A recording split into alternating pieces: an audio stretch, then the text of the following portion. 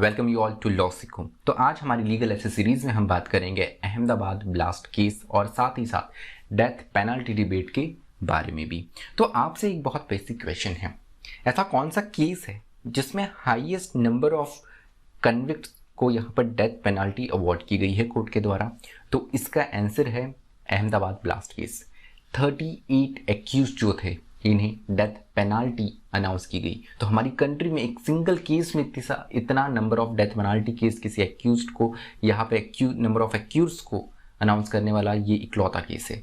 इससे पहले 1998 में टाटा कोर्ट ने 26 एक्यूज्ड को यहाँ पर हमारे former prime minister Rajiv Gandhi के असैसिनेशन में सजा सुनाई थी डेथ पेनाल्टी की। तो यहाँ पर अपने आप में ये एक रिकॉर्ड बन गया है, तो अपने आप में एक जीके का क्वेश्चन भी आपको बन जाता है, तो ये याद रखिएगा। अब इस केस के बारे में थोड़ा जान लेते हैं। जुलाई 26, 2008 को अहमदाबाद में 21 अलग अलग जगह पर ब्लास्ट होते हैं और इस ब्लास्ट में अगर हम देखें तो 56 लोगों की मृत्यु हो जाती है, 56 लोग अपनी जान गंवा देते हैं और 200 लोग यहाँ पर इंजर्ड होते हैं इन 21 ब्लास्ट से।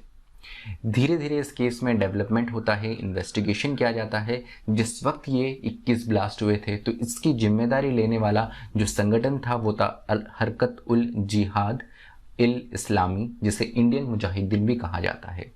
जुलाई 27 को ही यहाँ पर पुलिस एक्टिव हो गई और इन्होंने सस्पेक्ट जो थे उन्हें पकड़ना शुरू कर दिया।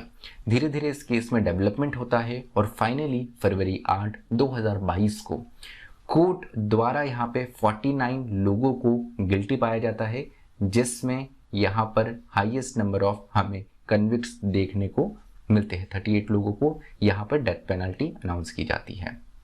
अब बात यह है कि भारत में डेथ पेनल्टी को लेकर काफ़ी ज़्यादा सवाल उठाए जाते हैं। कई पक्ष ये मानते हैं कि डेथ पेनल्टी हमारे देश में होना चाहिए, कई पक्ष ये मानते हैं कि डेथ पेनल्टी की कोई ज़रूरत नहीं है, क्योंकि मैक्सिमम ऑफ कंट्री जो है अगर हम देखें वर्ल्ड में करीब 60% कंट्रीज जो है इन्होंने डेथ पेनल्टी को एबॉलिश ही कर दिया है। तो भारत में क्या इसका डिबेट है, भारत में क्या पक्ष विपक्ष है, उस बारे में हम जानते हैं। उससे पहले हम जान लेते हैं कि हमारी जुडिशरी का क्या बोलना है कैपिटल पनिशमेंट के बारे में। तो कैपिटल पनिशमेंट से रिलेटेड जो सबसे इंपॉर्टेंट केस है ये है बच्चन सिंह जजमेंट। बच्चन सिंह केस जो है ये 1980 में आया था, जिसमें यहाँ पे सुप्रीम कोर्ट ने ये लेट डाउन किया था कि एग्रीवेटिंग सर्कमस्टेंसेस को देखा जाएगा। यहाँ पे एग्रीवेटिंग और मिटिगेटिंग जो सर्कमस्टेंसेस है इन्हें देखा जाएगा कि सर्कमस्टेंसेस जो है ये ऑफेंस से रिलेटेड और ऑफेंडर से रिलेटेड दोनों ही है। क्या ऐसी स्थिति में क्या सिचुएशन इतनी खराब थी कि मर्डर करना या किसी की हत्या करना जस्टिफाइड है? अगर ये जस्टिफाइड नहीं है तो ऐसे केस में यहाँ पर डेथ पेनल्टी अनाउंस की जाती है। बच्चन सिंह में एक और चीज़ बहुत महत्वपूर्ण दी गई कि डेथ पेनल्टी जो है ये rarest of the rare case में ही दिया जाना चाहिए। उसके अलावा अगर हम देखें तो और भी 2-3 महत्वपूर्ण जजमेंट है। मच्छी Singh versus state of Punjab का 1983 का केस है। रेयरेस्ट ऑफ रेयर केस के बाद में अगर हम देखें उसके बाद में मिटिगेटिंग और एग्रीवेटिंग सर्कमस्टेंसेस ऑफेंडर ऑफेंस के रिलेटेड ये सारे मापदंडों के बाद में एक और चीज़ जो न्यू इवॉल्व हुई थी वो थी कलेक्टिव कॉन्सेंस ऑफ सोसाइटी। तो अगर कलेक्टिव कॉन्सेंस ऑफ सोसाइटी यहाँ पे शॉक हो जाए तो यहाँ पर जुडिशरी अपनी पावर इस्तेमाल करके यहाँ पे डेथ पेनाल्टी इन्फ्लिक्ट कर सकती है। यही चीज़ state versus Navjot Sandhu at Afsan Guru, जिसे पार्लियामेंट अटैक केस भी कहा जाता है, इसमें भी सुप्रीम कोर्ट ने इसी बात को दोहराया। और वही निर्भया केस जो कहलाता है Mukesh versus state of NCT of Delhi, इस केस में भी इसी चीज़ की बात की गई। अब बात ये आती है कि कलेक्टिव कॉन्सेंस क्या होती है। कलेक्टिव कॉन्सेंस की अगर हम बात करें तो यहाँ पर लोग एक फंडामेंटल ये सोशल कंसेप्ट है जिसमें लोग क्या बिलीफ, आइडियाज, एटीट्यूड और नॉलेज क्या शेयर करते हैं उस बारे में होता है। जैसे एक कॉमन परसेप्शन है, निर्भया केस की बात करें तो बहुत अच्छा उदाहरण है और सबसे रिसेंट वाला उदाहरण 2012 का ये केस है। तो यहाँ पर लोगों में एक कलेक्टिव ये भावना थी कि रेप जैसे जघन्य अपराधों में यहाँ पे डेथ पेनाल्टी देनी ही चाहिए। तो इस आधार पे यहाँ पर अगर कलेक्टिव कॉन्सेंस होता है तो इस आधार पर डेथ पेनाल्टी दी जा सकती है। अब बात ये आती है कि डेथ पेनाल्टी के फेवर में क्या आर्ग्यूमेंट है। तो डेथ पेनाल्टी के फेवर में जो सबसे पहला आर्ग्यूमेंट है वो ये कि डेथ पेनल्टी उन केसेस में देना चाहिए जो कि ऑफेंस एक्सट्रीमली इनह्यूमन और हीनियस हो। ऐसे क्राइम्स में जो कि बहुत हॉरिफिक क्राइम्स हो, निर्भया केस, रेप जैसी जो घटनाएं हैं, यहाँ पर डेथ पेनल्टी देनी ही चाहिए, क्योंकि एक्यूज जो है उसको रिहेबिलिटेशन का कहीं भी पॉइंट नहीं होता। ये हॉरिफिक क्राइम जो है वो रिहेबिलिटेशन के पॉइंट के बियॉन्ड है। उसके अलावा एक और महत्वपूर्ण बात जो इसके फेवर में है वो ये, the criminal who has committed such heinous crime might reindulge himself, कि वो वही क्राइम दोबारा कर सकता है जिससे सोसाइटी को खतरा है। और अगर उसको प्रिजन में रखा जाता है तो जो अदर इनमेट्स है जिन्होंने लेस एग्रीवेटेड ऑफेंस किया है तो उनको खुद को भी खतरा हो सकता है, क्योंकि हीनियस क्राइम जैसे सेक्सुअल ऑफेंसेस हो गए, मर्डर हो गया, किसी की जान लेना हो गया, तो अगर उन्हें बाहर छोड़ा जाता है समाज में तो समाज के लिए हानिकारक हो सकते हैं अपनी सज़ा काटने के बाद।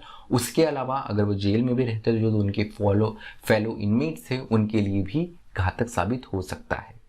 उसके अलावा अगर हम देखें तो प्रिवेंटिव थ्योरी की बात करें तो प्रिवेंटिव थ्योरी में एक एग्जाम्पल के रूप में सेट होना चाहिए कि अगर कोई ऐसा हीनियस क्राइम करता है तो वहाँ पे उसको स्टेट जो है वो केवल डेथ पेनाल्टी दे रहा है। तो इस प्रिवेंशन को एक लोगों में डर हो इस चीज़ को लेकर के आगे लोग ऐसी चीज़ ना दोहराएं, ऐसी क्रिमिनल एक्टिविटीज़ में ना जाए, इसको देखते हुए डेथ पेनल्टी को जस्टिफाई किया जाता है और उसके फेवर में आर्ग्यूमेंट की दिया जाता है। इसके अगेंस्ट में क्या आर्ग्यूमेंट है? अगेंस्ट के आर्ग्यूमेंट की बात करें तो डेथ पेनल्टी जो है ये दो ह्यूमन राइट जो है उनका वायलेशन करती है। क्या? राइट टू लाइफ और right to live free from torture.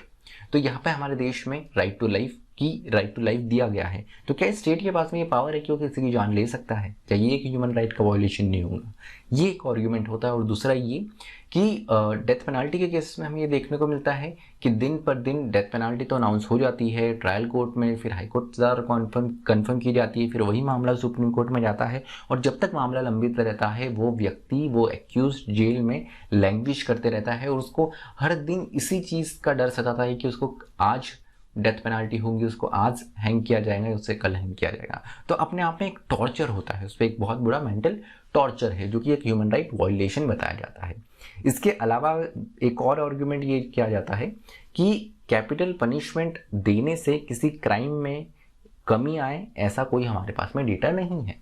तो क्राइम रेट कम हो रहा है सोसाइटी में, ऐसा कुछ दिखता नहीं है डेथ पेनल्टी से किसी ऑफेंस में देने से भी। यूके में कुछ स्टडीज हुई है, वेस्टर्न कंट्रीज में कुछ स्टडी हुई है, उससे यही पता चलता है कि डेथ पेनल्टी या कैपिटल पनिशमेंट देने से कोई उस ऑफेंस में कमी नहीं आती है, उल्टा वो ऑफेंस का नंबर बढ़ता हुआ दिखता है, क्योंकि विक्टिम जो कि एक प्राइमरी यहाँ पर एविडेंस के रूप में अपनी गवाही देता है, तो उसको खुद खत्म करने के लिए कि अगर ये बचेगा तो ये ज़रूर गवाही देगा और उसे डेथ दे दी ही जाती है। तो यहाँ पे क्राइम रेट में कोई ऐसा कोई डिक्रीज या डीप नहीं दिखता है कैपिटल पनिशमेंट देने से ही। उसके अलावा अगर हम बात करें तो एक और बात यह है कि practice can not always be said to be just and fair. Those with good financial background are able to afford the best lawyers। तो हमारे समाज में देखने को मिलता है कि जो अंडर ट्रायल प्रिजनर्स हैं उसमें 70% जो है ये अंडर ट्रायल्स है। जो हमारे जेलों में जो लोग हैं उनमें 70% अंडर ट्रायल्स है। अब ये 70% के भी अगर हम स्टडी देखें प्रोजेक्ट 39A या विधि की स्टडी के अनुसार भी अगर हम देखें तो ये वो लोग होते हैं जो कि समाज के निचले तबके से आते हैं, जो कि एक अच्छा लॉयर नहीं अफोर्ड कर पाते हैं। इसके कारण उनके पास में बेल का राइट होते हुए भी, सब कुछ होते हुए भी वो उस तरीके से जो उनके राइट से वो अपील नहीं कर पाते हैं।